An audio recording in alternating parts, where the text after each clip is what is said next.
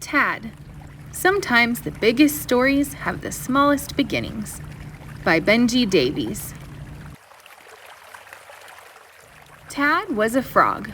Well, that's not quite true. She was almost a frog. Tad was small, smaller than her Tad brothers, smaller than her Tad sisters. Tad was the smallest, almost a frog, in the whole wide pond. She was so small that she had to wiggle her tail twice as fast as any of the others just to keep up. "Keep up," they would say, "or Big Blub will get you." Tad had never seen Big Blub. Big Blub, they said, Big Blub swam in the deep, dark, murky part of the pond. He was as old as the mud, they said. He would wait till the sun went behind the clouds, till the whole pond was gray. Then he would glide out from the dark patches and... Gulp!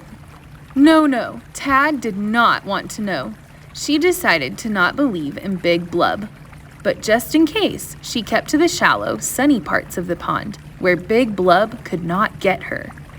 And when the sun went behind the clouds, she carefully hid behind the rocks and plants, hoping that Big Blub would not find her. Day by day, the tadpoles grew. They grew back legs, then front legs.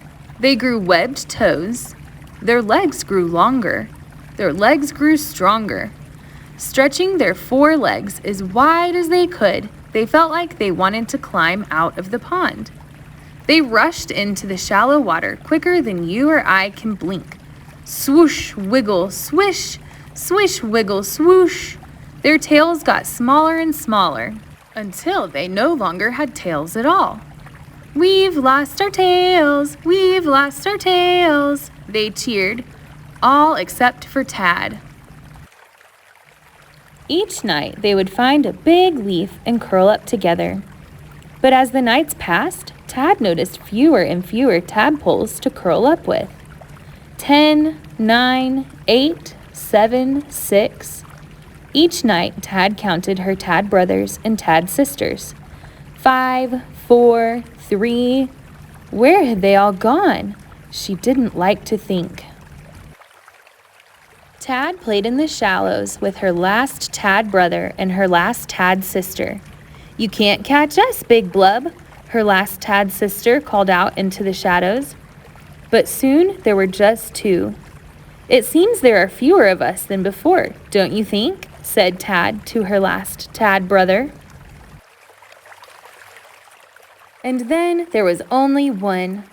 But she was strong, and she was clever, and she knew all the best hiding places. Big Blub would never catch her. Oh no, Big Blub! Tad swam faster than she had ever swum before. Then Tad did something she had never done before. She swam up, and up, and up, and up.